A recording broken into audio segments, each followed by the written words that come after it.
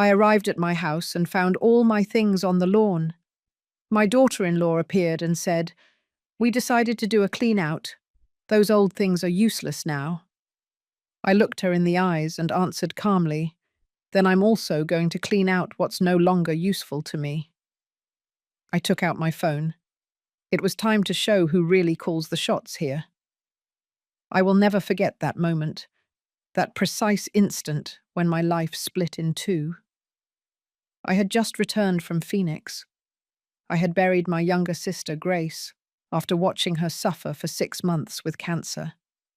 I was still wearing the black funeral dress, stuck to my skin. I could still smell the damp earth and withered flowers. I could still hear my nephew's cries as they said goodbye to their mother. I came back devastated. I came back with a broken soul. I came back needing a hug, a cup of hot tea, a kind word from my son Robert. But what I found was silence. I opened the gate to my house.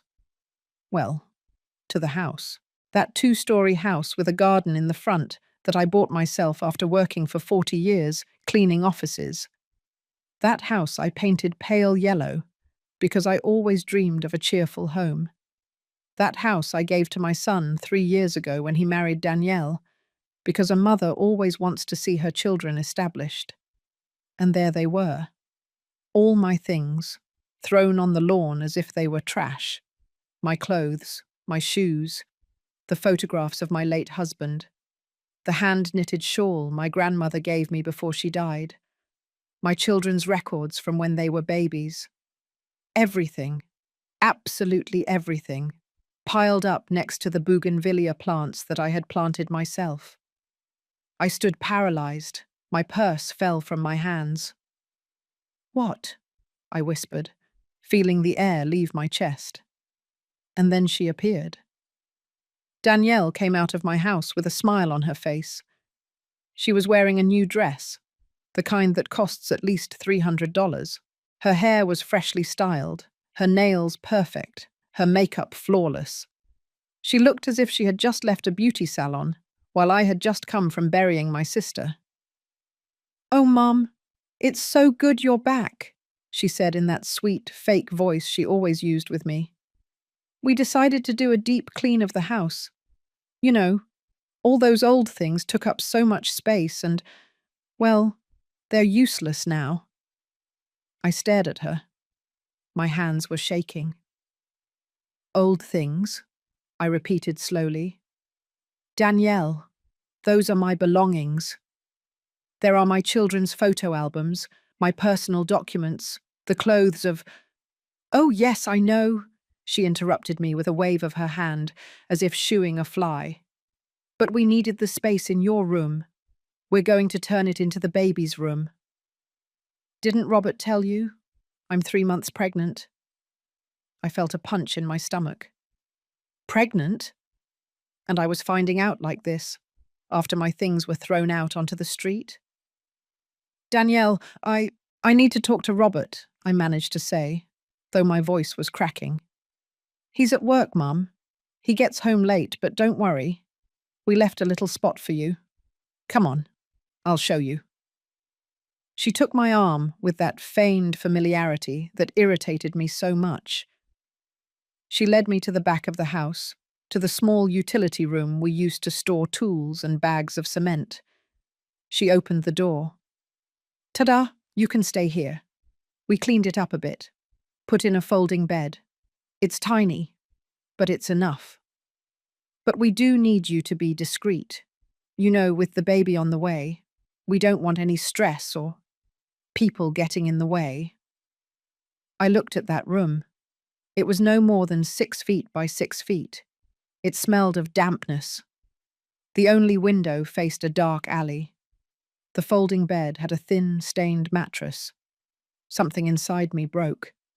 But something else. Something deeper. It ignited. I looked her in the eyes. Danielle was still smiling, expecting me to bow my head, to accept, to say thank you for leaving me a corner in the house that I bought. Instead, I took a deep breath. "You know what, Danielle? I said, with a calmness I didn't know I had. You're right. It's time for a clean out, a deep clean out, of everything that no longer serves me. Her smile faltered for just a second. I took my cell phone out of my pocket. I looked for a number I had saved for years. Mr. Mendez, my lawyer. What are you doing? Danielle asked, the fake sweetness gone from her voice. Cleaning up, I replied. Exactly what you suggested. I dialed the number. I listened to the ringing tone, and as I waited for them to answer, I looked Danielle straight in the eyes. For the first time in 3 years, I didn't look away, because in that moment I understood something. I had given that house out of love, but I had never, ever given away my dignity. And they were about to find out who really called the shots here.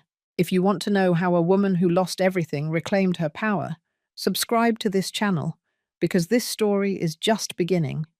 And what comes next, nobody expects. Mr. Mendez answered on the third ring. Carol, what happened? His voice sounded worried. He knew I had just buried my sister. Mr. Mendez, I need to see you tomorrow morning. It's urgent, I said, without taking my eyes off Danielle. She had completely lost that fake smile. Now she was looking at me with narrowed eyes, calculating, dangerous. Are you okay? Asked the lawyer. No, but I'm going to be, I replied, and hung up. Danielle crossed her arms.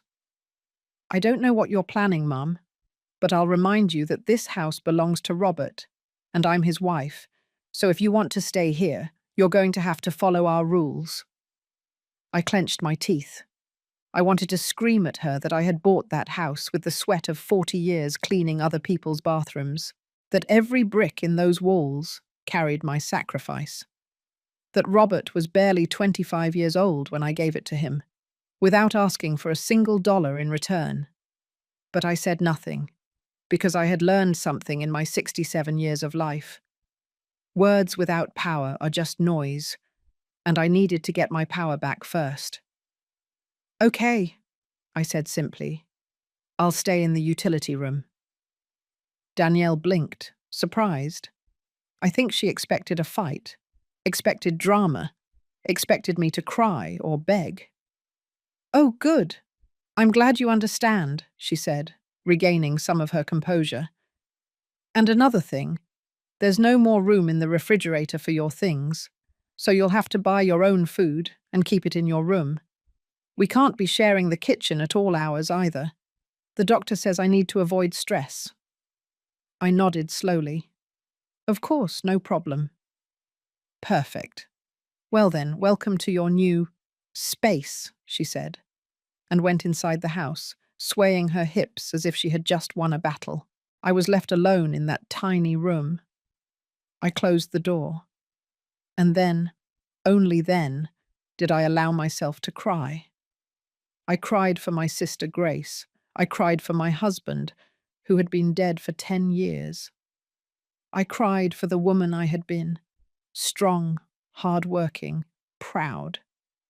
I cried for my son Robert, who once hugged me and told me, Mum, you're my hero. When had everything changed? I sat on that folding bed that smelled musty. I looked around. The walls had damp stains. The light bulb hung from a bare wire. There wasn't even a nail to hang clothes on. But then I remembered something. I remembered my mother, who had raised 5 children alone after my father abandoned us. I remembered how she would tell us, daughters, a woman isn't strong because of what she has. She is strong because of what she is capable of rebuilding when everything is taken from her. I wiped my tears. I took out my cell phone and started taking pictures of the room, of my belongings thrown on the lawn, of everything, because if life had taught me anything, it's that the truth always needs proof. That night, Robert arrived after 11 o'clock. I heard his car park. I heard voices. I heard Danielle's sharp laugh. I waited. I thought he would come to see me, that he would knock on the utility room door, that he would ask me how I was after my sister's funeral. But he didn't come. At 12 o'clock at night, when I couldn't take it anymore, I left the room. I walked barefoot down the hallway of my house, feeling the cold tiles under my feet. I knocked on the master bedroom door. "Robert?" I called softly. Silence. "Robert, son, I need to talk to you." The door opened just a crack. My son peeked his head out. He looked tired, with dark circles under his eyes, thinner than the last time I had seen him. "Mom, it's late," he whispered. "What's wrong?" "What's wrong?" I repeated, feeling my voice break. "Robert, they threw all my things on the lawn. They put me in the utility room, and you didn't even tell me Danielle is pregnant." He looked down.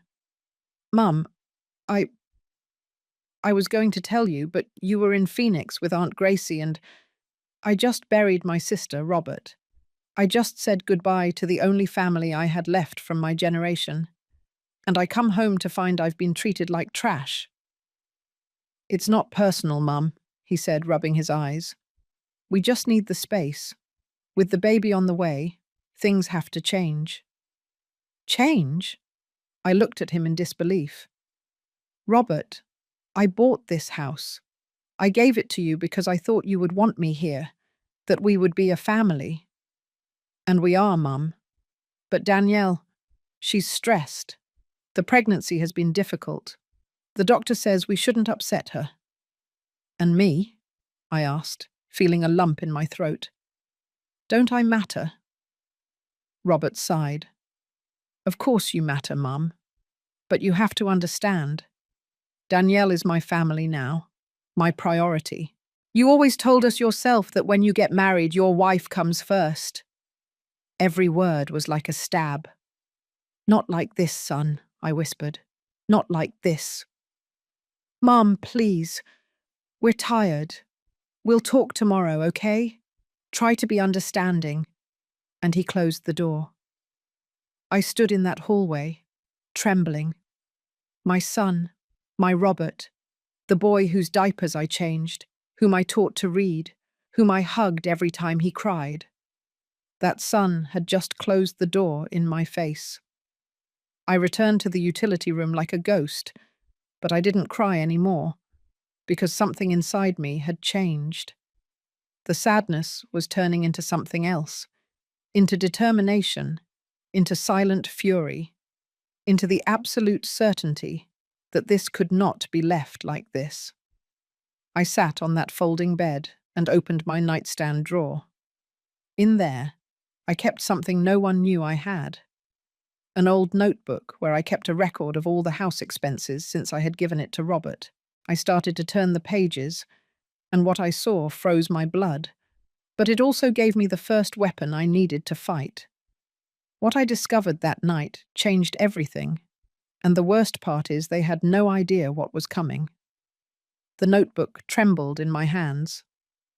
It was 2 o'clock in the morning. The utility room was completely silent. The only sound was the dripping of a leaky faucet somewhere in the house. I turned the pages slowly, feeling my heart beat faster with every line I read. I had always been organized with money. I had to be. When you grow up poor, you learn that every dollar counts. So when I gave the house to Robert, I asked him for something very simple. "Son, I just want you to keep me updated on the important expenses. Not to control you, but because this house is your asset, and assets need to be taken care of." He had agreed. During the first year, Robert would show me the receipts, tell me about the repairs. We were a team. But since he married Danielle, everything had changed. I looked at the numbers again, feeling the blood rush to my head. In the last 8 months, huge transfers had been made from the family bank account. I had access to the bank statements because Robert had given me a debit card for emergencies, but I had never used it. I only checked the transactions occasionally. And now, seeing it all together, the reality hit me like a punch. $4,500 in January. Living room remodel. $5,200 in February. New furniture. $3,800 in March. No description.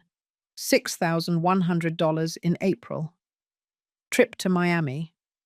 $4,800 in May. Various purchases. $5,400 in June. Decoration. $7,300 in July. No description. $7,900 in August. Baby expenses. I added it up mentally. It was hard because my hands were trembling so much I could barely hold the pencil. $45,000. Almost $500,000 in 8 months. Where had that money come from? Robert earned a good salary as an engineer, about $3,500 a month, but after paying for utilities, food and gas, there wasn't that much left over. Definitely not enough to spend more than $5,000 a month on extras. Then I remembered something that froze my blood. When I gave the house to Robert, I also left him access to a savings account I had maintained for years. It was money from my severance package when I retired, plus some savings I had put together. Almost $60,000. I told him, son, this is for emergencies, so you'll never lack anything. With trembling hands, I searched through my papers until I found the last statement for that savings account. I opened it, and my world collapsed. Current balance, $8,954. Out of $60,000, only $8,900 remained. I felt the room spin. I had to sit on the floor, leaning against the damp wall, trying to breathe. More than $50,000. Gone. In less than a year. And I had no idea because I was busy taking care of my sick sister in Phoenix. Because I trusted my son. Because I never, ever thought they would do something like this to me. But the money wasn't the worst part. The worst part was realizing they had used me. They had kicked me out of my house. They had taken my space. They had humiliated me. With the very money I had given them. I got up from the floor. My legs were shaking, but I walked to the room's window. Outside, in the dark alley, I could see the light from the neighbour's kitchen. Ms. Lucy. She always woke up early to make biscuits and sell them before dawn. She was an older woman like me, a widow like me, a woman who had worked her whole life to raise her children. And in that moment, I needed to talk to someone. I put on a robe over my nightgown and slipped quietly out of the house. I walked the 20 yards that separated my house from hers. I knocked gently on her kitchen door. "Who is it?" Miss Lucy's voice asked. "It's me, Lucy. Carol." The door opened immediately. Miss Lucy looked at me with concern. She knew I had just returned from the funeral. "Honey, what are you doing up at this hour? Come in, come in." I entered her small, warm kitchen. It smelled of fresh dough, a hot griddle, freshly brewed coffee. It smelled like home, what my house used to smell like. "Coffee?" she offered, pouring me a cup without waiting for an answer. I sat at her old, worn wooden table, and then I couldn't hold it in anymore. The tears started to fall. "Lucy," I whispered, "I need you to tell me the truth. Have you seen anything strange at my house these past months?" She sat across from me, taking my hands in hers, rough and calloused from work. "Honey, I didn't want to say anything because you were with your sick sister. But yes, I've seen things." "What things?" Miss Lucy sighed deeply. "Your daughter-in-law, Danielle, she doesn't work, right?" "No. Robert says she doesn't need to work, that he earns enough." "Well, honey, that girl changes cars every 2 weeks. It's not the same one. I've seen a red car, a white one, a grey one. And the bags she takes out of the car are from those expensive stores at the mall, the ones that cost thousands of dollars. I felt a chill. And Robert? I see your son leave very early and come back very late. He looks tired, honey. Very tired.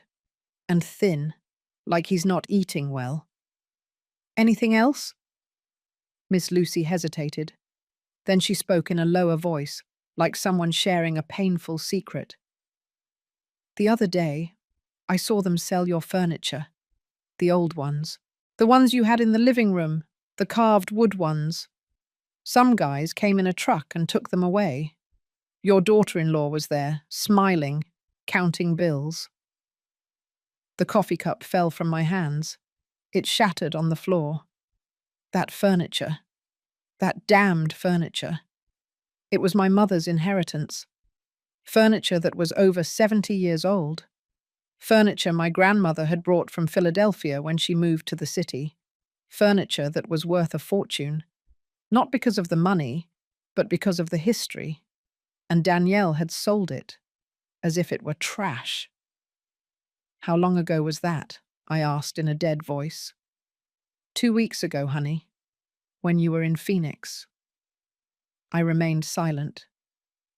Miss Lucy got up to sweep the broken pieces of the cup, but I barely heard her. In my head, the pieces of the puzzle were starting to come together. The missing money, the excessive spending, the sold furniture, my clothes thrown on the lawn, the utility room. Danielle wasn't just kicking me out of the house. She was erasing me. Erasing my history, my memories, my existence. And my son was letting her do it. I returned to the utility room as dawn was breaking. I sat on that folding bed with the bank statements and my notebook on my lap. And I made a decision. If they wanted to play this way, I would play too. But by my own rules. Because they didn't know something very important. They didn't know that the house was still in my name. Robert had never done the official paperwork to change the owner. I had only given him verbal permission to use it. They didn't know that I had documents for absolutely everything. And they didn't know that the woman sitting in that miserable room was not the same one who had arrived yesterday. That woman had been broken. But from the ashes, something new was being born, something stronger, something dangerous. When the sun had fully risen, I already had a plan. And I swear, not even in their worst nightmares could they imagine what I was about to do to them. At 9 o'clock in the morning sharp, I was knocking on the door of Mr. Mendez's office. I had washed up in the utility sink in the yard because Danielle had locked the door to the main bathroom so I wouldn't use her hot water. I had put on my best black dress, the same one from the funeral. I had styled my hair carefully, pulling it back into a firm bun, because I had learned something over all these years. When you go to fight for what's yours, you have to look dignified. Mr. Mendez greeted me with a long, tight hug. Carol, my dear, I'm so sorry about your sister. Gracie was a great woman. Thank you, Mr. Mendez, I said, feeling the lump in my throat. But I didn't come to talk about that. I came for something else. We sat in his office, filled with books and diplomas. He poured me a glass of water and waited patiently for me to begin. I took out my notebook, the bank statements, the pictures of my things on the lawn, everything. And I told him. Everything. As I spoke, I watched Mr. Mendez's face transform, from concern to surprise, from surprise to indignation. When I finished, he leaned back in his chair, rubbing his chin. Carol, this is serious, very serious. I know. Does your son know you have access to those bank statements? He gave me the card years ago, but I think he forgot. I never used it. The lawyer nodded slowly, thinking. All right, let's take this one step at a time. First, the house. Do you have the deed? Yes, here it is. I took the document out of my bag. I had guarded it like a treasure. He reviewed it carefully, turning each page with professional attention, and then he smiled. It wasn't a smile of joy. It was the smile of a strategist. Carol, do you know what we have here? What? The deed is still 100% in your name. Robert never made the official change of ownership with a notary public. I felt my heart skip a beat, but I gave it to him as a gift. Yes, but legally a gift of real estate requires a formal act before a notary. You gave him permission to live there. You gave him what we call in law a tenancy at will. Basically, you lent him the house. But the house is still yours. For the first time in days, I felt something like hope. So that means what? That means you can revoke that permission whenever you want. It's your property. They are, legally speaking, your tenants, without a contract, without permanent possession rights. I remained silent, processing that information. And the money? I asked. The $45,000 that disappeared. The lawyer reviewed the bank statements with a serious expression. There's something very interesting here. Look at these transfers. Many were made with an electronic signature. Did you authorize these transactions? No, never. And Robert has full access to the account? Yes, because I gave it to him when I lent him the house. I wanted him to have a financial backup. But did you sign any document making him a co-owner of the account? I thought carefully. No, he just has a linked debit card, but the account is in my name. Mr. Mendez clasped his hands on the desk. Carol, this is delicate. If Robert made those transfers without your explicit authorization, it could be considered misappropriation of assets. Technically, it's family fraud. The words fell on me like stones. Fraud. My own son. I don't want to send him to jail, Mr. Mendez, I said quickly. I just want things to be fair. And they will be. But you need to regain your negotiating power. And for that, we need to make some moves. He took out a notepad and began to write. Here's what we're going to do. First, today we are going to change all the passwords to your bank accounts.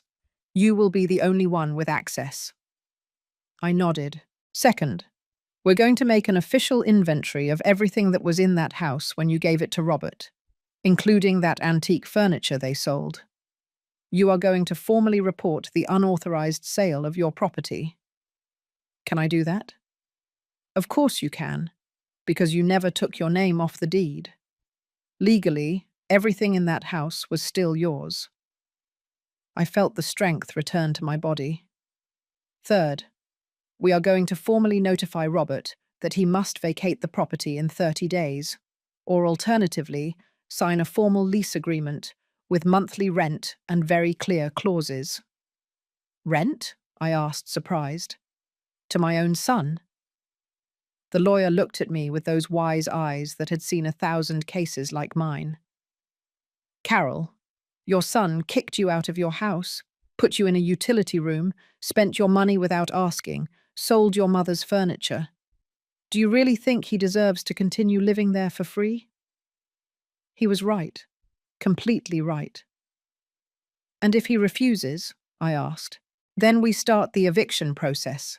And believe me, with the evidence you have, a judge will rule in your favor in less than 3 months. I stared out the office window. Outside, Chicago was bustling with its normal traffic. People going to work, street vendors, everyday life. And there I was, about to completely change the course of my life. Is there anything else? The lawyer said, pulling me from my thoughts. Do you have other assets, properties, accounts? I thought carefully. Yes, I have a small apartment in the old factory district. It was my husband's. We've been renting it out for years. How much do you rent it for? $1,800 a month. And where does that money go? to a different bank account, one I opened years ago for the apartment's maintenance expenses. Robert doesn't know about that account. Mr. Mendez smiled broadly.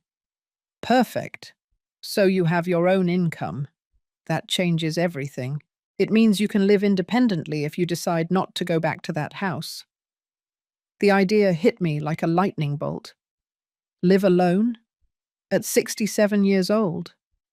After a lifetime of taking care of others? Mr. Mendez, I don't know if I can. Carol, he interrupted me with a firm but kind voice. What do you want? Really, in the bottom of your heart? What do you want?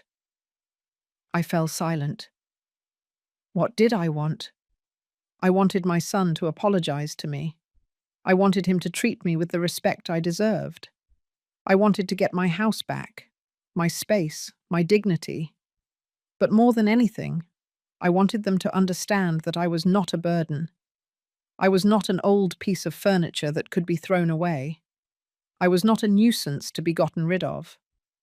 I was Carol Rodriguez, Salazar's widow, a woman who had worked for 40 years without a break, a mother who had raised 3 children alone after being widowed, a woman who deserved respect.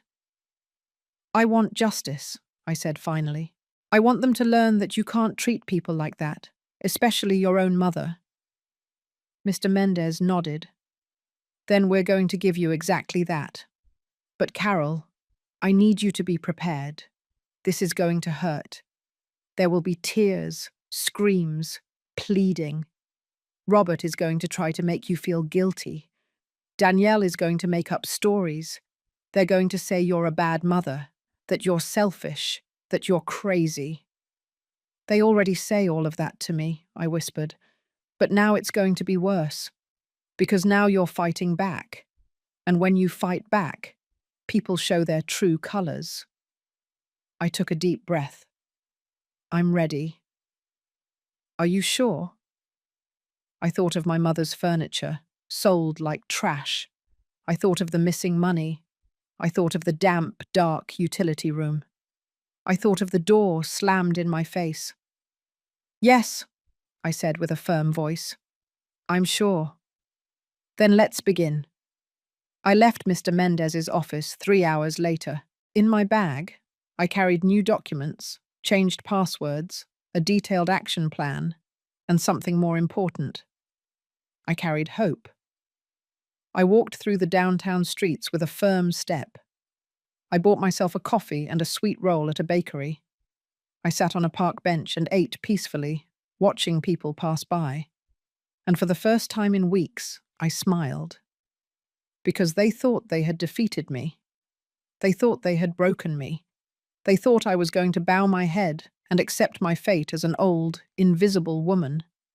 But they were very, very wrong. I was not a defeated woman. I was a woman preparing for war, and they had no idea what was coming for them. Robert and Danielle were about to get the surprise of their lives, and I was going to be there to see it all. I returned to the house around 6 o'clock in the evening. I was carrying 3 grocery bags. I had bought what I needed to prepare food in the utility room. A small electric grill, disposable plates, a small pot, some basic groceries. If they wanted me to live like a tenant, I would do so, but with dignity. When I entered, I heard voices in the living room. Many voices. I peeked in carefully. Danielle was there, dressed up as if for a magazine. She was wearing a pale pink dress that must have cost thousands of dollars. Next to her were her parents. Mr. Armstrong, a burly man with a moustache and an air of importance, and Miss Beatrice, a thin, elegant woman who always looked at me as if I were something stuck to her shoe. Robert was also there, dressed in a shirt and dress pants, uncomfortable, pulling at his collar as if it were choking him. "Mom!" Danielle exclaimed when she saw me with that sing-song, fake voice. "So glad you're here. I prepared a family dinner. My parents wanted to better understand our situation. Our situation. as if it were a problem that needed to be solved. "Good evening," I greeted briefly, trying to pass towards the utility room. "Oh, no, no, no." Danielle approached me, taking my arm firmly. "I've already prepared everything. It would be rude if you didn't join us. Besides, we need to talk about some important things." I had no choice. I sat at the dining room table. My table. The one I had bought at an antique market 15 years ago. Danielle served dinner with a perfect smile. Chipotle-style chicken, red rice, salad. Everything looked delicious. Everything smelled like home. But the atmosphere was as tense as a guitar string about to snap. "Ms. Carroll," Mr. Armstrong began, wiping his mouth with a napkin, "my daughter has told me there have been some misunderstandings lately." "Misunderstandings?" I repeated, measuring each word. "Yes, well," Ms. Beatrice intervened with a sharp voice. "Danielle tells me you feel displaced. But you have to understand, Ms. Carroll, that young people need their space, especially now with the baby on the way." I gripped my silverware tightly. "I understand perfectly the need for space," I said calmly. "What I don't understand is why my belongings were thrown on the lawn without asking me." "Oh, Mom, let's get over that already." Danielle made a dramatic gesture with her hand. "It was a simple miscommunication. I already apologized." A lie. She had never apologized. "And about the room," Mr. Armstrong continued. "Well, I think it's very generous of Robert and Danielle to have given you a space. There are many people your age who don't even have that." People my age. As if I were a burden, a nuisance, a beggar grateful for crumbs. Robert said nothing, just ate in silence, his gaze fixed on his plate. "Besides," Ms. Beatrice added, "at your age you should be thinking about, well, about making things easier for everyone. There are very nice retirement homes with nurses, activities, people your age. Wouldn't that be more comfortable?" There it was, the real reason for this dinner. They wanted to convince me to go to a nursing home. I looked at Robert. My son still didn't look up. "Robert," I said in a firm voice, "what do you think about this?" He finally looked up. His eyes were tired, empty. "Mom, I just want everyone to be okay, for there to be peace." "Peace?" I repeated. "You're asking me for peace while you're planning to send me to a nursing home?" "It's not a nursing home, Mum," Danielle intervened quickly. "They're luxury retirement communities, with gardens, with—" "I'm not interested," I interrupted her. Silence fell over the table like a tombstone. Mr. Armstrong cleared his throat uncomfortably. "Ms. Carroll, I understand this is difficult for you, but you have to be realistic. Robert and Danielle are building their family. And you, well, you've completed your cycle. You've raised your children. Now it's time for them to live their lives." Every word was a slap, but the worst was yet to come. "And on the economic issue, Ms., Beatrice continued, in a tone of someone discussing business. Danielle mentioned there were some confusions with the bank accounts." There it was, the real reason for the dinner. They had realized they could no longer withdraw money. "There were no confusions," I said in a clear voice. "I simply changed the passwords to my accounts, as I should have done from the beginning." Danielle dropped her silverware with a theatrical crash. "You see, Robert? I told you your mother was acting strangely. Why would you do that, Mum? That money is for the family." "That money is mine," I said, feeling my blood boil. "Money I saved for 40 years. Money you spent without my permission. $45,000 in 8 months. What did you spend it on, Danielle?" Danielle's face turned white, then red, then purple. "How dare you? How dare I what?" I stood up from my chair. Ask for an account of my own money.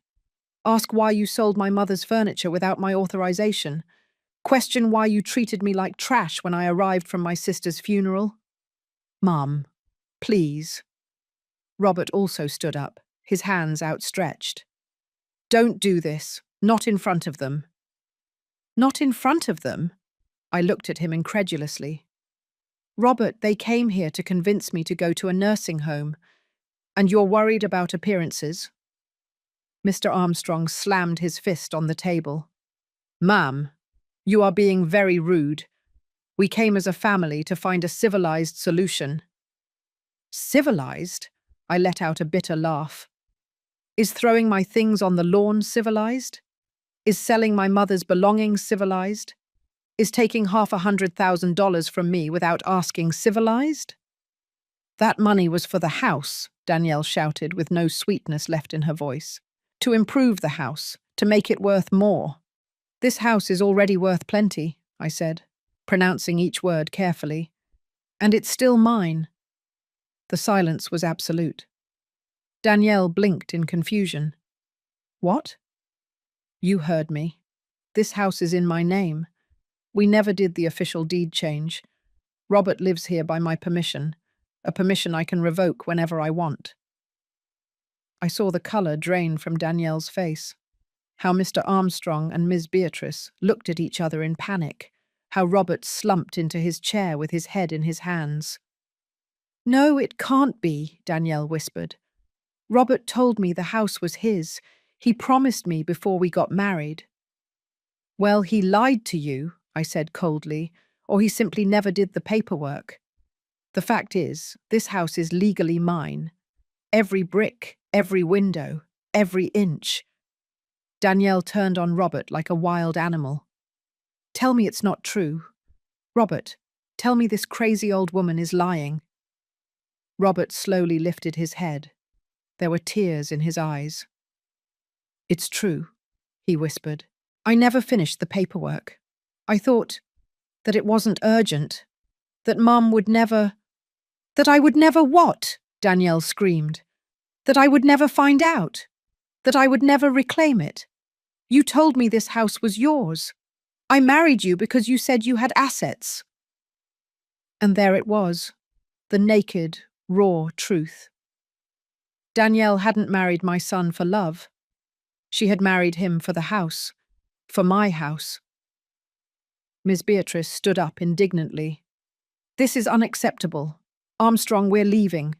I'm not going to stay here and listen to these accusations. They're not accusations, I said calmly. They're facts, and I have documents to prove everything. Mr. Armstrong pointed his finger at me. You are a bad mother. A real mother wouldn't do this to her son. Those words hurt more than I could admit, but I wasn't going to let them hurt me anymore. A real mother teaches her children to respect, to value, to be honest. I did all of that. If Robert didn't learn, it's not my fault. It's his. I turned and walked towards the utility room. Behind me, I heard chaos. Danielle crying hysterically, Miss Beatrice screaming insults, Mr. Armstrong demanding explanations, Robert trying to calm everyone down. I closed the door to the room and leaned against it, trembling. It had been the toughest confrontation of my life, but also the most necessary. And it was just the beginning. That night, around 11, I heard violent banging on the room door. Mum, open up. We need to talk. It was Robert. I didn't open it. Mum, please. Danielle is very upset. The doctor said she can't get stressed because of the baby. I still didn't open it. What do you want me to do? Beg for your forgiveness on my knees? Cry? Tell me what you want and I'll do it, but please don't take the house from us. I threw the door open. Robert was a mess. His hair disheveled, his eyes red, his shirt wrinkled. And for the first time I felt no pity. I felt disappointment. Robert, I said in a calm voice, I'm going to tell you something, and I want you to listen carefully. I never wanted to take anything from you. I gave you this house out of love. I gave you my money out of generosity. I gave you my space for family. I know, Mum. I know, But you treated me like trash. You humiliated me, you stole from me, you lied to me. And when I came back broken from my sister's funeral, you threw me out on the street. It was Danielle's mistake. I didn't know that. You knew. I raised my voice. You knew, and you did nothing. You closed the door in my face. You told me she was your priority. You told me to understand. It's just, she's my wife, Mum. I have to support her. And what am I? Trash? A burden to be gotten rid of? Robert fell to his knees in front of me. Forgive me, he sobbed. Forgive me, Mum. I was a coward. I was a bad son. But I'm begging you, don't leave us on the street. I looked at him there, kneeling, crying, and something inside me broke. But not from pain, from clarity. This wasn't my little boy anymore. This was a man who had made his choice, and he had to live with the consequences of his choices. I'm not going to leave you on the street, I said finally. But things are going to change, drastically. Tomorrow you're coming with me to Mr. Mendez's office, and we are going to sign a contract with clear rules. Whatever you say, Mum. Whatever you say. And Danielle is going to pay back every dollar she spent of my money. Either she pays it or you pay it. But it will be paid. Robert nodded desperately. Yes, yes, whatever. Now go. I'm tired. He got up slowly. Before he left, he looked at me with the eyes of a beaten puppy. Do you hate me, Mum? The question took me by surprise. No, Robert, I said sadly. I don't hate you, but I don't recognize you either. The son I raised would never have done this to me. I closed the door, and for the first time in days, I slept soundly because I knew I had won the first battle. But the war was just beginning. The next morning, Robert and I went to the lawyer's office. And what happened there changed everything forever. Robert arrived on time at Mr. Mendez's office. But he wasn't alone. Danielle came with him, clinging to his arm like a tick. She wore dark glasses that covered half her face and held a tissue in her hand, ready for drama. When they saw me sitting in the waiting room, Danielle stopped short. She's coming, she whispered to Robert, though loud enough for me to hear. It's her lawyer's office, Danielle, Robert replied with a tired voice. Mr. Mendez received us in his office. His face was professional, serious, impenetrable. Good morning, Mrs. Carroll, Mr. Robert, Mrs. Danielle. Please have a seat. We sat down. Danielle couldn't stop looking around suspiciously, like a caged animal looking for an exit. All right, the lawyer began. I've called you here because there are legal matters we need to resolve formally. First of all, let's clarify the situation of the property. He placed a copy of the house deed on the desk. As you can see here, the house located at 247 Jacaranda Street is registered 100% in the name of Mrs. Carol Rodriguez, Salazar's widow. There is no other owner. Danielle snatched off her glasses. That's impossible. Robert told me that. What Robert told you is irrelevant, the lawyer interrupted her with a sharp tone. The legal facts are these. Mrs. Carroll is the sole owner. You live there by verbal permission, which in legal terms is called a tenancy at will. But I'm his daughter-in-law. It's my house too, Danielle insisted, her voice getting higher. No, ma'am, it is not. Not 1 inch of that property is in your name. I saw Danielle turn pale, her hands clutching the tissue until her knuckles turned white. Is this true? Robert asked in a trembling voice. My son lowered his head. Yes. And when were you planning on telling me? I thought we would sort out the paperwork after the wedding, but with work and... I don't care about your excuses, Danielle shouted, jumping to her feet. You told me you owned a house. You promised me. Danielle, calm down, please. Think about the baby, Robert pleaded. The baby, she scoffed. Right. The baby who's going to be born in a house that isn't even yours. Mr. Mendez tapped the desk gently. Ma'am, please sit down. There are more matters to discuss. Danielle slumped back into the chair, breathing heavily. Second matter, the lawyer continued. The unauthorized withdrawals from Mrs. Carroll's bank accounts. He placed the bank statements I had given him on the desk. In the last 8 months, a total of $45,300 has been taken from these accounts. Mrs. Carroll never authorized these transactions. I didn't take that money, Robert defended himself immediately. The transfers were made with the card that is in your name, said the lawyer. That makes you legally responsible. But it was Danielle who used the card. I lent it to her because she said she needed... What? Danielle stared at him with wide eyes. Now you're going to blame me? You were the one who bought the new furniture, who organized the trip to Miami, who spent $6,000 on clothes. Because you told me we had money, that your mum had given you all that. I said she lent it to us, not that she gave it to you. Watching them fight like this should have given me satisfaction, but it only brought me sadness. Enough, I said in a firm voice. They both fell silent immediately. I don't care who spent the money. You are both responsible, and that money will be returned. All of it. Down to the last dollar. Mum, we don't have $45,000, Robert said desperately. My salary barely covers. Then you will pay it in installments, with interest. The lawyer will draw up a payment plan. Interest? Danielle let out a hysterical laugh. You're going to charge your own son interest? I'm going to charge interest to the person who stole my money, yes. It's not theft. It's family money. It was my retirement money, I said, feeling my voice break.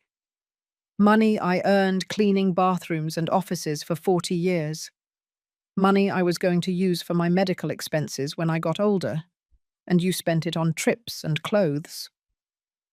Danielle opened her mouth to reply, but no words came out. There is one more issue, Mr. Mendez continued. The antique furniture that was sold without authorization. According to Mrs. Carroll, they were pieces over 70 years old, a family heirloom. How much did you sell them for? Absolute silence. How much? I repeated. Robert swallowed hard. $1,500. I felt the world stop. $1,500? I whispered. You sold my mother's furniture, hand-carved mahogany pieces, furniture that was worth over $10,000, for $1,500? The buyer said they were very old, that they needed restoration, Robert mumbled. Because they were antiques, I exploded, getting up from my chair. That's why they were worth so much. That furniture was the last inheritance I had left from my mother. Mum, what does it matter anymore? Danielle said with annoyance. They were just old furniture. Something inside me snapped, but not from sadness, from fury. I approached Danielle slowly. She leaned back in her chair, scared. Just old furniture? I said in a dangerously low voice. Just old furniture? My grandmother brought that furniture from Philadelphia on a freight truck in 1952. My mother polished it every Sunday after church. I taught Robert to read at that table. We had family dinners there for 30 years. I didn't know, Danielle stammered. You didn't know because you never asked, because to you, anything that isn't new and expensive is worthless, just like me. An old woman who is useless, a burden to be gotten rid of. That's not true. No. I took out my cell phone and showed them the pictures I had taken the day I arrived from the funeral. Look at this. Look. My things thrown on the lawn, my photos, my clothes, the memories of my dead husband, all thrown out like trash. Danielle looked at the photos and turned pale. I thought they were things you didn't use anymore. And that's why you threw them out without asking me, without waiting for me to come back from my sister's funeral. We needed space for the baby. You had the whole house, I shouted, a 2-story house with 4 bedrooms. Why did you need my room? Why did you need to humiliate me? Danielle covered her face with her hands and began to cry, but it didn't move me anymore. I had seen too much. I had suffered too much. Mr. Mendez, I said, turning to him, I want them out of my house. I want to start the eviction process. No, Robert shouted, jumping up. Mum, please, we can't leave. We have nowhere to go. Danielle is pregnant. You should have thought of that before you treated me the way you did. Mrs. Carroll, the lawyer intervened. Legally, I can start the eviction today. They have to vacate in 30 days. That leaves us on the street, Danielle sobbed. With a baby on the way. What kind of grandmother are you? Those words hit me like a punch. What kind of grandmother was I? One who had lost everything. One who had been betrayed. One who was tired of being stepped on. But then I looked at Danielle. I really looked at her. And I saw genuine fear in her eyes.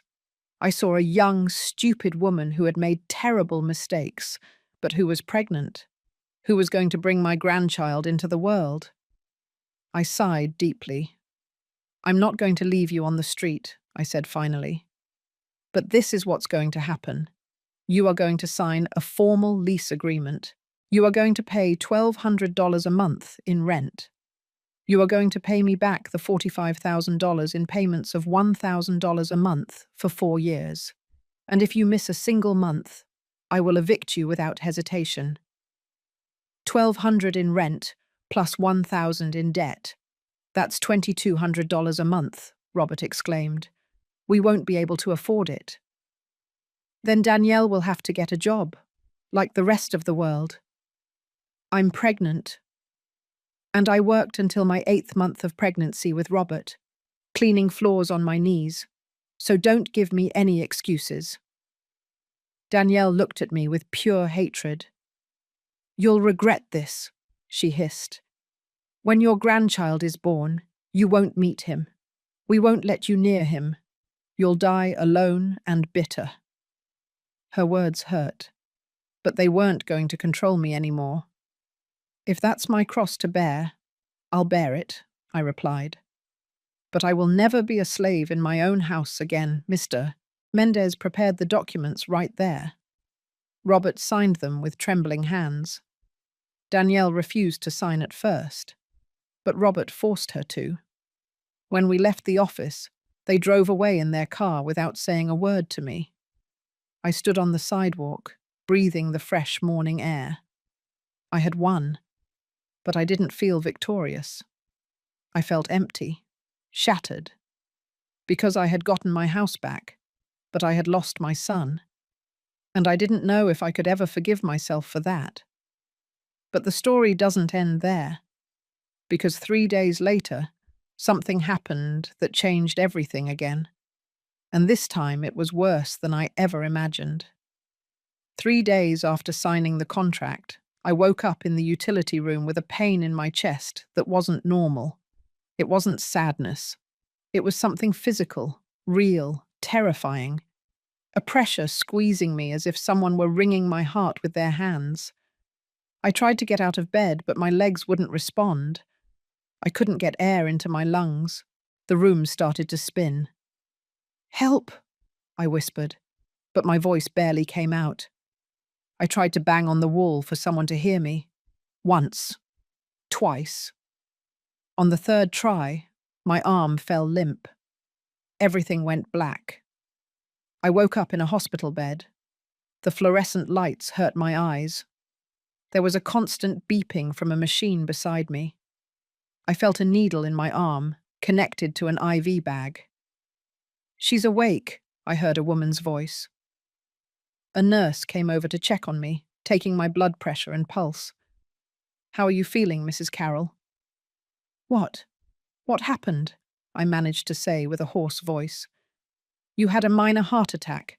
Your neighbor found you unconscious and called an ambulance. You're very lucky to be alive." Miss Lucy, my guardian angel. "How long?" "You've been here for 8 hours. We've already notified your family. 2 of your children are outside. They arrived an hour ago from Denver and Austin." "2 children? Robert?" I asked. The nurse hesitated for a moment. "Your son Robert was notified 7 hours ago. He hasn't come." Those words hurt more than the heart attack. My son, the one who lived 20 minutes from the hospital, hadn't come. But my other children, Marianne and George, who lived hundreds of miles away, had dropped everything to get here. "I want to see them," I said. "Of course.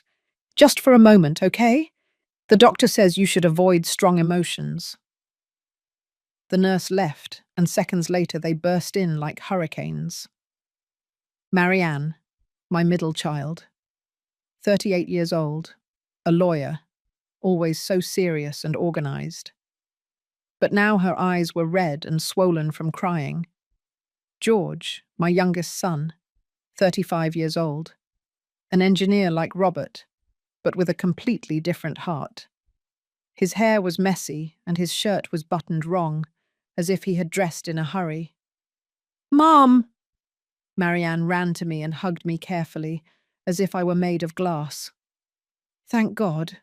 We thought we were going to lose you." George took my free hand and squeezed it tightly. "What happened, Mum?" "Miss Lucy called us crying, saying she found you passed out on the floor. Why didn't you tell us you were sick?" "I didn't want to worry you," I whispered. "Worry us?" Marianne wiped away her tears angrily. "You almost died, Mum. The doctor says it was a miracle Miss Lucy found you when she did. 10 more minutes and—" She didn't finish the sentence. She didn't have to. "But we don't understand," George said, sitting on the edge of the bed. "The doctor says this was caused by extreme stress. What's going on? Why so much stress?" I looked at both of them. My children, so different from Robert in so many ways. And I told them everything. I told them about my arrival from the funeral, my things thrown on the lawn, the utility room, Danielle, the missing money, the sold furniture. Everything. As I spoke, I watched my children's expressions change, from concern to disbelief, from disbelief to horror, from horror to absolute fury. "What?" Marianne shouted, jumping up. "Robert did what? I'm going to kill him." George stood up too. "I'm going to go right now, and I'm going to—" "George, no." I stopped him with what little strength I had. "It's already been handled. We've signed a contract with Mr. Mendez." "Mr. Mendez knows about this?" Marianne asked. "Yes. He's helping me." Marianne immediately took out her cell phone. "I'm calling Robert right now." "Wait." I tried to stop her, but she was already dialing. We waited. 1, 2, 3 rings. Voicemail. Marianne called again. Voicemail again. "He's rejecting my calls," she said in a dangerous voice. "That damned coward is rejecting my calls." George tried too. Same result. "Mum," Marianne said, putting her phone away with jerky movements. "When you get out of here, you're coming with me to Denver." "I can't." "Yes, you can. And you will. I'm not going to let you continue living in those conditions." "I don't live in the utility room anymore. I rented a small apartment with the money from the rent of the building in the old factory district. What building? George asked, confused. One I inherited from your father. We've been renting it out for years. You didn't know because I always saved that money for emergencies. My children looked at each other. Mum, George said slowly, how many more secrets do you have? They're not secrets. They're precautions. You learn to take care of yourself when you're a widow. Marianne sat down next to me again, taking my hand in both of hers. Mum, listen to me carefully. Robert has no right to treat you like this. I don't care if he's my brother. What he did is unforgivable. He's married. He has to choose his wife. Choosing his wife doesn't mean humiliating his mother, George exploded. I'm married, Mum. I have 2 kids, and Andrea would never ask me to treat you like that. Never. And if she did, he continued without hesitation, then she wouldn't be the woman I want to be with. A good wife doesn't make you choose between her and your family. A good wife integrates, she doesn't disintegrate. Those words made me cry, because George was right. A good partner doesn't force you to abandon your own. Mum, Marianne said in a firm voice, I need you to understand something. You gave us everything. You worked until you broke so we could study. You paid for our college. You helped us when we needed it. Now it's our turn to take care of you. I don't want to be a burden. You are not a burden, Marianne shouted. You are our mother. And the fact that you think you could be a burden breaks my heart. George came over and hugged both of us. Mum, when you get out of here, we're going to fix everything. I'm going to talk to Robert personally. And if he doesn't change his ways, if he doesn't apologize on his knees, then I will disown him as my brother too. I don't want you to fight because of me. It's not because of you, Mum. It's about what's right. And what Robert did is wrong. At that moment, the doctor came in, an older man with glasses and a serious expression. Salazar family, I need to talk to you about Mrs. Carroll's condition.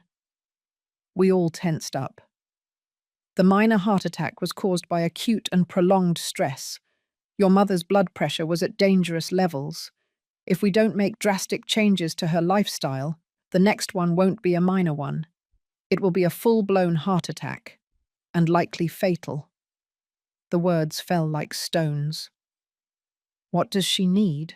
Marianne asked immediately. First, completely eliminate the sources of stress. Second, daily medication to control her blood pressure. Third, psychological therapy, because the damage is not just physical, it's also emotional. And fourth, a real support network. Family that takes care of her, not destroys her. George and Marianne nodded. She'll have it all, George said. You have my word. The doctor looked directly at me. Mrs. Carroll, what is causing you the most stress right now? The question took me by surprise. I thought of Robert, of Danielle, of the utility room, of the sold furniture, of the humiliation. My eldest son, I said finally, and the situation with him. Then, by medical prescription, I recommend that you temporarily cut contact with that situation. For at least 3 months. You need to heal. And you can't heal if you keep getting wounded. Those words were like a release. A doctor was giving me permission to step away, to take care of myself, to set boundaries, without guilt. I'll do it, I said. Marianne squeezed my hand, and we will be with you every step of the way. I left the hospital 2 days later. Marianne stayed with me in a nearby hotel. George had to go back to Austin for work, but he called 3 times a day. Robert about never showed up. Not a call, not a message, nothing. But I wasn't expecting anything from him anymore. because I had discovered something important in that hospital bed.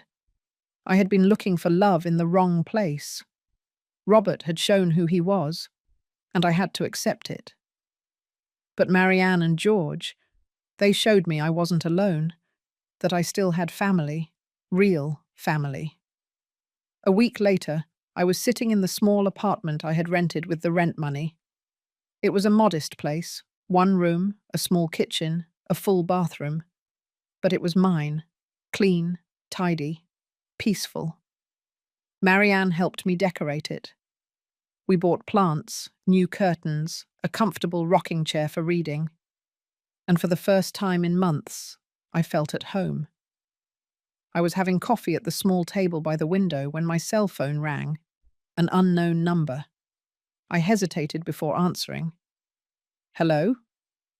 Mrs. Carroll? This is Mr. Mendez. Mr. Mendez, good morning. I have some news. Robert just made the first payment. $2,200, $1,200 for rent, and $1,000 for the debt. I remained silent, processing. Really? Yes. And there's something else. Your daughter-in-law Danielle got a job in a department store, a perfume saleswoman. I couldn't help but smile a little. Danielle, who had never worked a day in her life, now selling perfume. Life has strange ways of teaching lessons. Thanks for letting me know, Mr. Mendez. There's something else, Carol. Robert called the office. He asked about you. He says that he needs to talk to you. I'm not ready for that, I said immediately.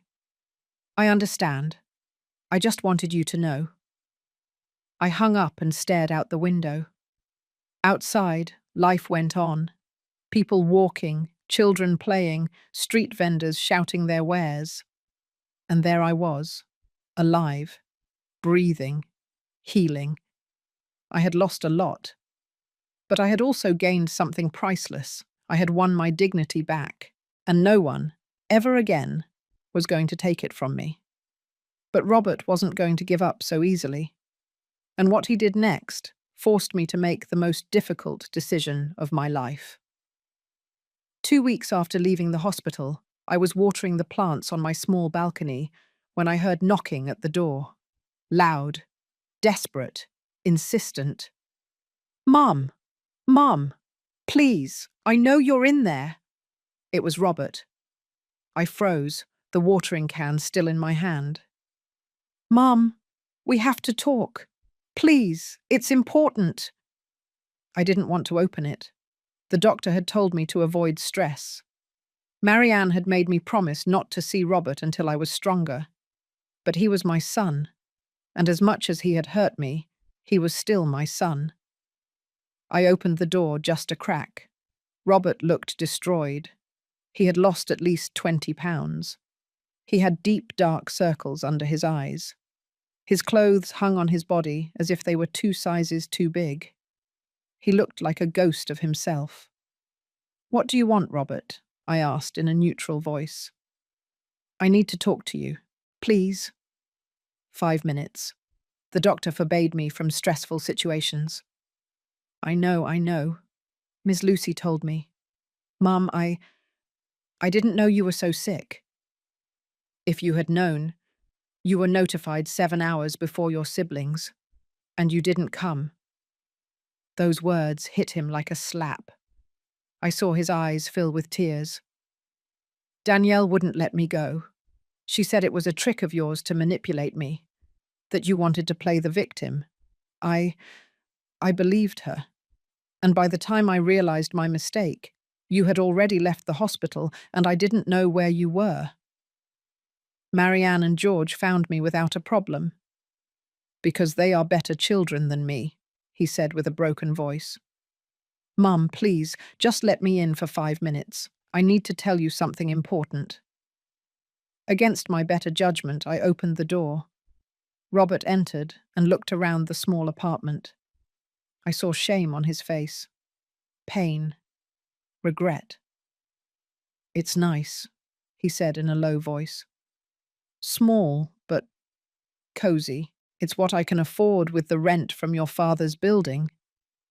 He sat on the sofa carefully, as if he were afraid of breaking something. Mum, I came to tell you that you were right about everything. I looked at him suspiciously. Danielle is destroying me, he continued. Ever since we signed the contract and she had to get a job, she's become unbearable. She complains all the time, saying everything is my fault, that I promised her one life and gave her another. And you were right, weren't you? I said without emotion. You promised her a house that wasn't yours.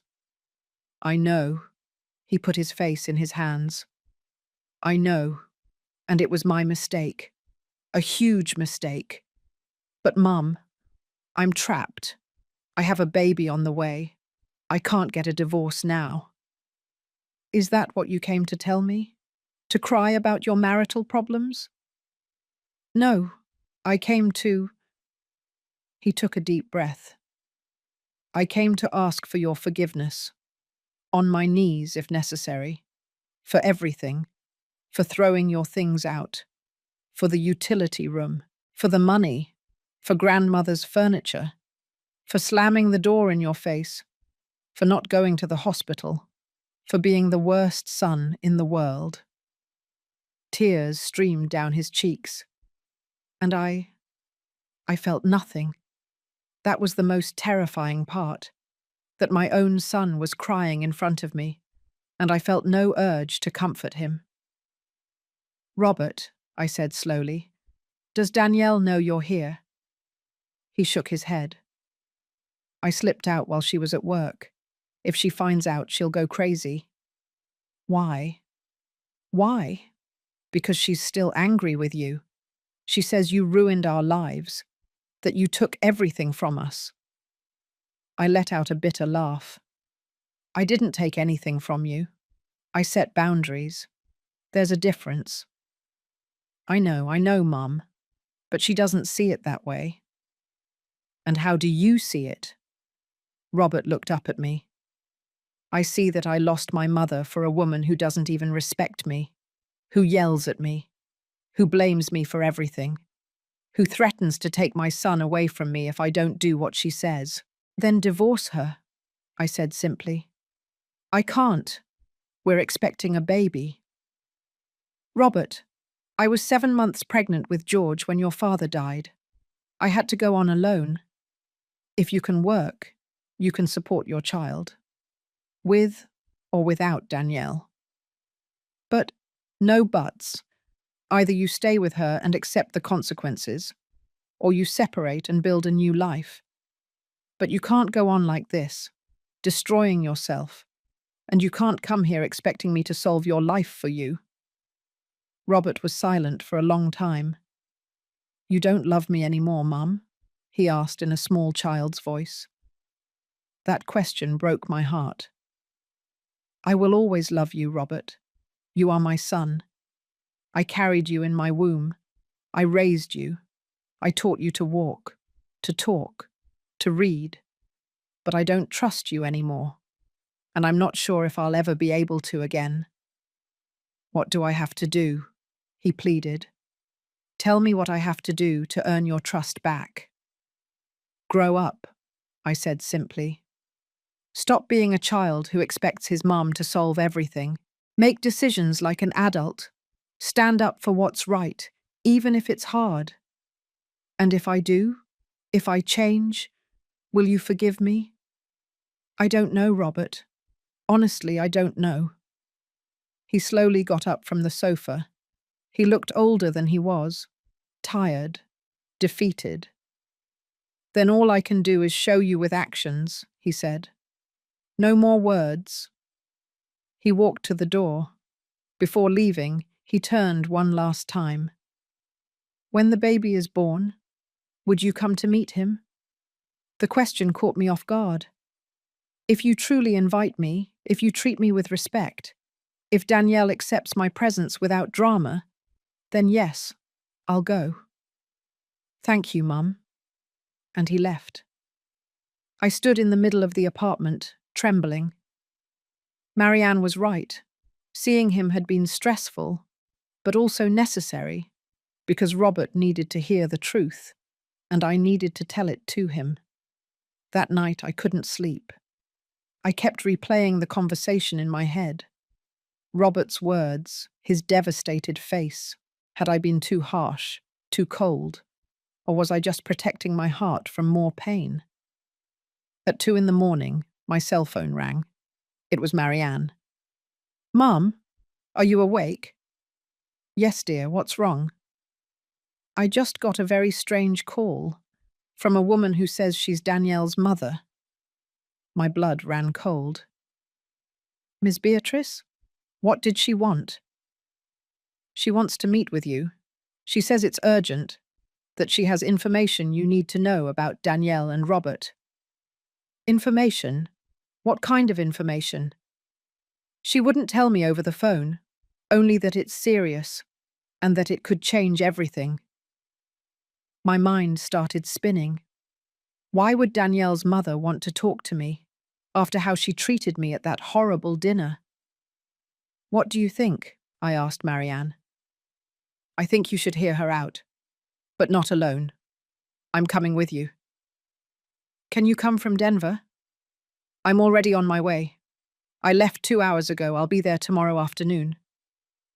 My daughter, always protecting me. "Thank you, Marianne. That's what we're here for, Mum. No one is going to hurt you again. Not while I'm breathing." The next day, Marianne and I met with Miss Beatrice at a coffee shop downtown. She arrived on time, but she looked different from the arrogant, elegant woman I had known. Her hair was unkempt, deep dark circles under her eyes. Her hands trembled as she held her purse. "Thank you for coming," she said with a broken voice. "What do you want, Miss Beatrice?" Marianne asked in a professional and cold tone. Miss Beatrice took an envelope out of her bag. She placed it on the table. "I need you to know the truth about my daughter, about what she really is." I opened the envelope with trembling hands. Inside were documents, many documents, bank statements, photographs, printed messages, and what I saw there left me breathless. Because Danielle wasn't just a manipulative and capricious woman, she was something much, much worse. And what I was about to discover was going to change everything, absolutely everything. What Miss Beatrice revealed to me that afternoon was so shocking I couldn't believe it. And when Robert found out, his world was going to completely collapse. My hands trembled as I reviewed the documents, credit card statements I had never seen before. All in Danielle's name, all with enormous debts. $23,000, I read aloud, feeling my mouth go dry. In credit card debt. How is that possible? Miss Beatrice's eyes were red. She looked years older than the last time I had seen her. "My daughter is addicted to shopping, a compulsive shopper. She's been like this since she was 20. Her father and I have paid off her debts, 5 times. 5. And she always falls back into it." Marianne took the documents and reviewed them with a lawyer's eye. "These cards were taken out 3 years ago, long before she married Robert." "Exactly," Ms. Beatrice nodded. "Danielle met Robert on a dating app. When she found out he had a house, well, she saw the perfect opportunity." "Wait," I interrupted her, feeling nauseous. "Are you telling me my daughter-in-law married my son for personal gain?" "Not only that. My daughter lied to him about the pregnancy." The world stood still. "What?" I whispered. Ms. Beatrice took more papers out of the envelope. Medical records, prescriptions, printed text messages. "Danielle can't have children. She's had a uterine problem since she was 18. We've known since then. The doctors were clear. Natural pregnancy is impossible." Marianne and I looked at each other in horror. "But she is pregnant. We saw her at the dinner. The doctor mentioned it. He said she couldn't get stressed. She's lying, Ms. Beatrice said with a broken voice. There is no pregnancy. There never was. Check these messages. She handed me her phone. They were WhatsApp conversations between her and Danielle. Danielle, I already told Robert I'm pregnant. He was so happy. Ms. Beatrice. Danielle, you can't do this. When he finds out you lied. Danielle. He's not going to find out. I'll say I lost it in a few months. But by then I'll be well settled in the house. Ms. Beatrice. This is wrong. Very wrong. Danielle. You never support me. Always criticizing. That's why I'm in this situation. I need this house, Mum. I need to get out of debt, or they're going to sue me. I felt like I couldn't breathe. Robert doesn't know any of this? Nothing. Danielle is very good at lying, always has been. She bought maternity clothes. She looks up pregnancy symptoms online to fake nausea. She even bought positive pregnancy tests online to show him pictures. Why are you telling me this? I asked. You are her mother. Why betray your own daughter? Ms. Beatrice put her face in her hands and began to cry. Because I can't take it anymore. I can't keep watching her destroy lives. She has scammed 3 men before Robert. Always the same story. They fall in love. She invents pregnancies, gets money, and when she can no longer sustain the lie, she disappears. My God, I whispered. But this time it was different. This time she found someone who had a house, and she decided to stay. And when you appeared as an obstacle? Well, I saw her do horrible things. Throw away your belongings, sell your furniture, humiliate you. And you said nothing? Marianne asked in a hard voice. I was afraid, Ms. Beatrice cried. My daughter can be dangerous. She manipulates, lies, threatens. She told me that if I said anything to Robert, she would cut me out of her life forever. And she's my only daughter, my only baby. But she's not a baby anymore, I said in a firm voice. She's an adult woman who is committing fraud. And you are an accomplice by staying silent. Miss Beatrice nodded through her tears. I know. That's why I'm here. Because yesterday, Danielle came to ask me for more money. $5,000. She says she needs to get fake pregnancy tests done to keep deceiving Robert. And I can't go on with this anymore. I can't. Marianne took all the documents and put them away carefully. I'm going to need certified copies of all of this, and I need you to be willing to testify if necessary. Whatever it takes, Ms. Beatrice said. I just want this to end, before my daughter ruins more lives.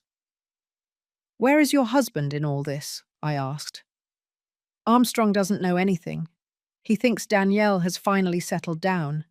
If he finds out about this, I don't know what he would do. He's so proud of her. Well, he's going to have to find out, Marianne said. Because this is serious. Very serious. I stared at the documents on the table. My son. My poor Robert. Deceived. Manipulated. Destroyed. By a woman who never loved him. Who only saw an opportunity in him. I have to tell him, I said. Robert has to know the truth. Are you sure, Mum? Marianne asked. This is going to destroy him. He's already destroyed. But at least if he knows the truth, he can start to rebuild on a real foundation, not on lies. Ms. Beatrice took my hands. Thank you. Thank you for being more of a mother than I am, for protecting your son even when he didn't protect you. Her words hurt me, because they were right. I was still a mother, despite everything. That same afternoon, I dialed Robert's number. He answered on the second ring. Mom? Robert, I need you to come to my apartment. Now, it's urgent. Are you okay? Did something happen? I'm fine, but we need to talk. Bring Danielle with you. Danielle? But Mum? Robert, I said in a firm voice. Either you both come in an hour or I'm coming over there. And believe me, you don't want this conversation to be at your house. Okay, okay, we'll be there. I hung up and looked at Marianne. Are you ready? She asked. No, but we have to do it. 40 minutes later, there was a knock on the door. I opened it. Robert was there, nervous, pulling at his shirt collar. Beside him, Danielle with a sour face and tight maternity clothes. I hope this is important, Mum, Danielle said in a bored tone. I had to ask for time off from work. Come in, I said simply. They entered, sat on the sofa. Marianne stood next to me, a folder in her hands. What's going on? Robert asked. Why is Marianne here?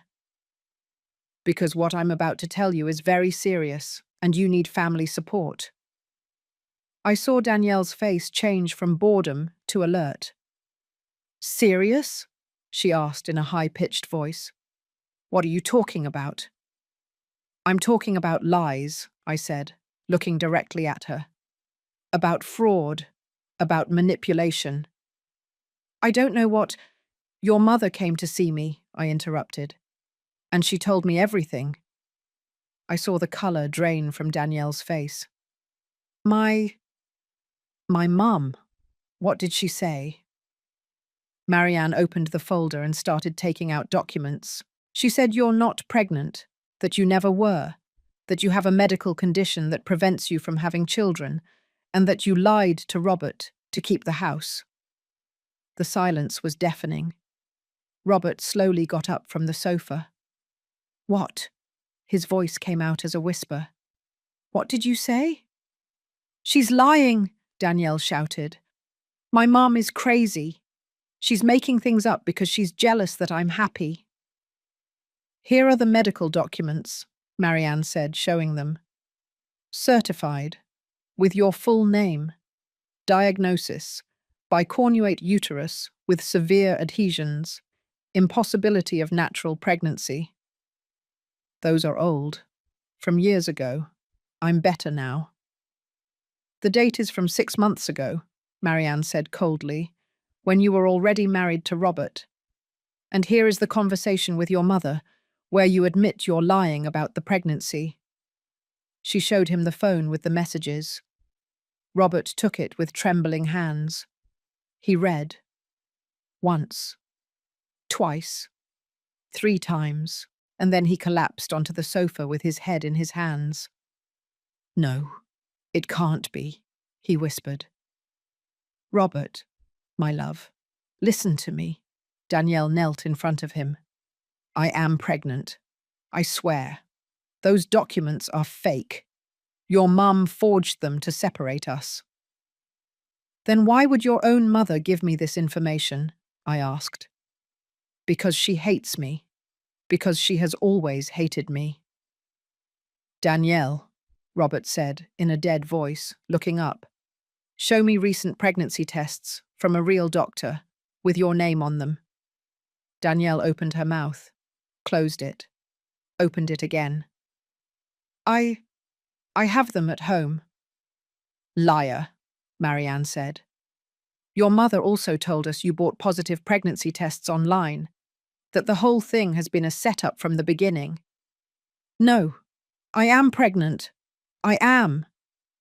Then we're going to the hospital right now, Robert said, standing up. Now. And you're going to have an ultrasound in front of me.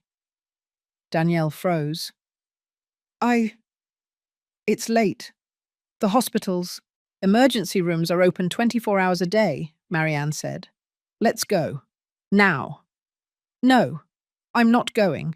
I don't have to prove anything to you. And there it was, the wordless confession. Robert looked at her with eyes full of tears. Tell me the truth, he said with a broken voice. Please, just tell me the truth. Danielle was silent for a long time, and then slowly she began to cry. I'm not pregnant, she whispered.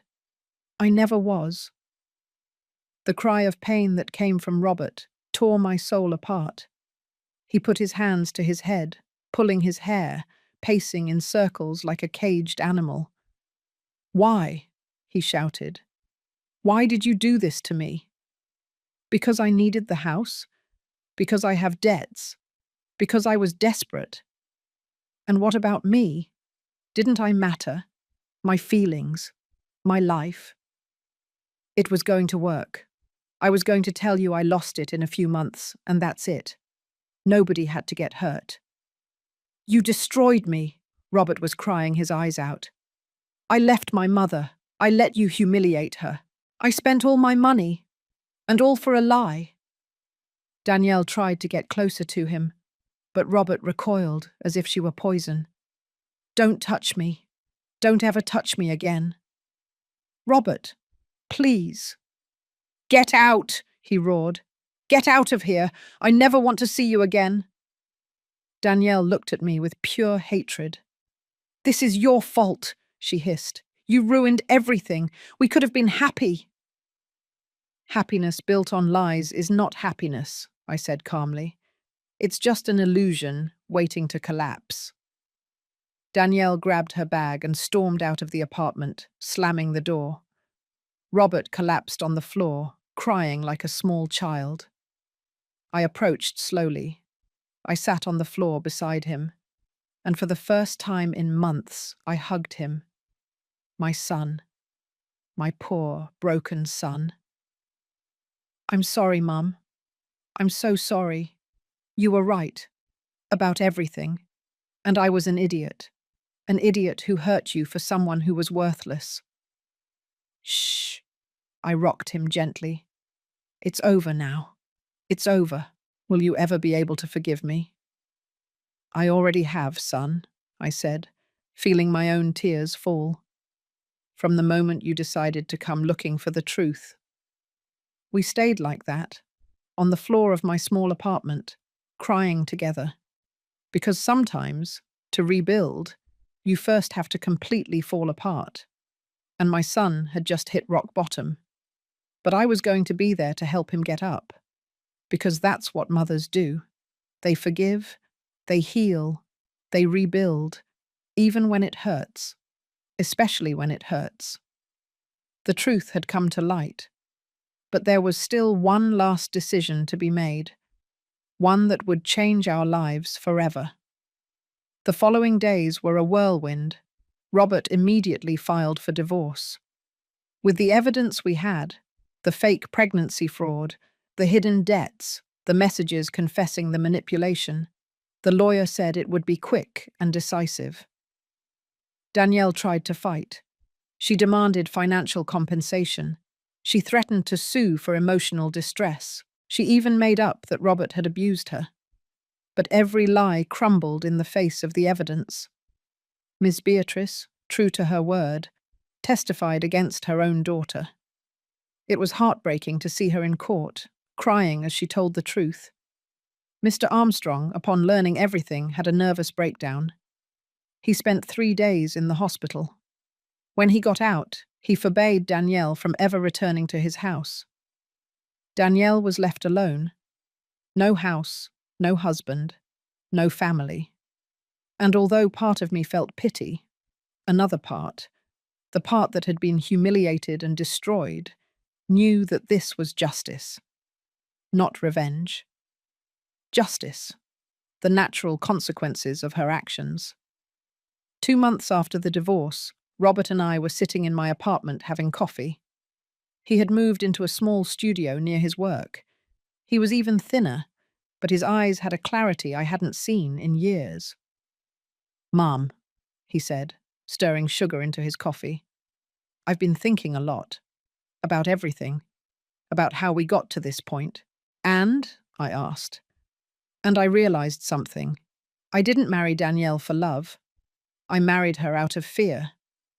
"Fear of what?" "Of being alone. Of not being enough. When Dad died, I was just 15. And I watched you work yourself to the bone to raise us. I always wanted to show you that it was worth it. That your sacrifice was worth it." His voice broke. So when Danielle came along, beautiful, self-assured, interested in me, I thought it was my chance to have the perfect family, to show you that I had made it. But I did everything wrong, Robert, he continued. Instead of protecting you, I hurt you. Instead of honoring your sacrifice, I trampled on it. I betrayed everything you taught me to impress someone who never loved me. Tears rolled down his cheeks. How can you forgive me? How can you even look at me after what I did to you? I got up from my chair and sat next to him. I took his face in my hands, like when he was a child and had nightmares.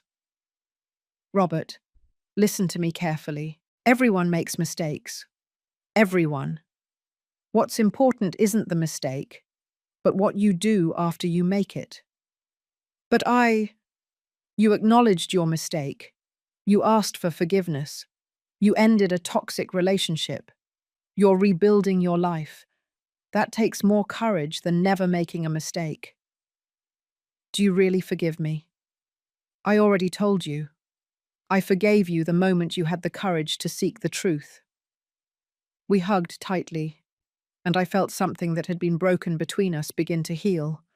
It wasn't completely cured. There were still scars, it still hurt, but it was healing, and that was enough for now. 3 months later, my phone rang. It was an unknown number. Hello? Mrs. Carroll, this is Mr. Mendez. Mr. Mendez, what happened? I have news. Danielle was arrested this morning. My stomach dropped. Arrested? Why? Fraud. It turns out that after the divorce with Robert, she tried the same trick on another man, a businessman from Queens. She told him she was pregnant, took money from his accounts, sold some of his belongings. My God. But this man was smarter. He hired a private investigator. He discovered her entire history, the previous scams, the fake pregnancies, everything, and he pressed criminal charges. And now? Now she faces charges for aggravated fraud. It could be up to 8 years in prison. Plus, the other previous victims are joining a class action lawsuit. Her mother is testifying too. I was silent, processing the information. How is Robert? I asked. Does he know? I told him an hour ago. He said he hopes she learns, that she finds help, but that it's not his problem anymore. Good, I said. That's mature of him. There's something else, Carol. Robert has made all his payments. The $2,200 a month for 4 straight months. Without fail. Without complaint. I know. I've been monitoring the account. He wants to know if you would consider renegotiating the contract. Not to pay less, but so he can visit you more often. He says he misses talking to you. I felt a lump in my throat. Tell him to come for dinner on Sunday. I'm going to make pot roast. His favourite. I heard the smile in the lawyer's voice. I'll tell him. And Carol, I'm glad to see things are getting better. Thank you, Mr. Mendez, for everything. On Sunday, Robert arrived with flowers and a chocolate cake. You didn't have to bring anything, I said as I opened the door. I wanted to. It's the least I could do. We ate together. We talked about his work, his new apartment, his future plans. We talked about Marianne and George, about the nieces and nephews who lived far away. We talked about everything and nothing, like we used to before Danielle came along. And it was normal, comfortable, healing. When we finished dinner, Robert took an envelope out of his backpack. What's that? I asked. Open it. I opened it carefully. Inside were legal documents. They were the deeds to the house, completely transferred to my name, with no conditions, no tenancy at will, nothing. Robert, what is this? It's yours, Mum. It always was. But now it's official. 100% yours. I renounce any right to it. But the house was for you. It was a gift that you were ashamed to keep. But you need a secure asset, a place of your own, and that house is yours. I'm going to build my own path, as I should have from the beginning. Tears were streaming down my cheeks. And where will you live? I'll stay in my apartment. I'm saving to buy my own place in a few years. Something I earn, not something given to me. Let me do this, Mum. Let me show you that I've learned, that I've grown, that your sacrifice was not in vain. I hugged him tightly. My son, my little boy who was no longer a boy, who was finally becoming the man I always knew he could be. 6 months later, I was in that same house on Jacaranda Street. But now it was different. I had cleaned every corner. I had painted the walls new colours. I had put plants in every window. Marianne had helped me renovate the kitchen. George had helped me fix up the garden. And Robert came every Sunday to eat with me. Sometimes he brought his siblings. Sometimes he came alone. But he always came. On time. Respectful. Loving. One afternoon, the 4 of us were in the garden. Me, Robert, Marianne, and George, drinking lemonade under the shade of the bougainvillea I had planted myself years ago. "Do you know what day it is today?" I asked. "What day?" Marianne asked. "Exactly 1 year ago today, I came back from my sister Gracie's funeral and found my things on the lawn." An uncomfortable silence fell. "Mom," Robert began. "No," I interrupted him with a smile. "I'm not saying it to make you feel bad. I'm saying it because a year ago, I thought I had lost everything. My house, my dignity, my family, my son." I looked at the 3 of them. But what really happened is that I lost the illusions, the lies, the fake relationships. And when all that was gone, I discovered what really mattered. "What?" Jorge asked. "You, the ones who stayed, the ones who fought for me, the ones who showed me that family isn't perfect, but it can be real." Robert discreetly wiped his eyes. "I also discovered something about myself," I continued. "I discovered that I can be strong, that I can set boundaries, that I can demand respect without feeling guilty, that I don't have to accept crumbs of love." "You taught us all a lesson, Mum," Marianne said. "Sometimes the greatest love is the one that says, no more." Exactly. And today, 1 year later, I am sitting in my garden, in my house, with my children who truly love me, drinking lemonade, at peace. "At peace," the 3 of them repeated. We toasted with our glasses of lemonade, and we laughed. And for the first time in a long time, I felt that everything was where it should be. That night, when my children had left and I was alone, I went out to the garden one last time. I looked at the stars, the same sky I had looked at a year ago, when I thought my life was over.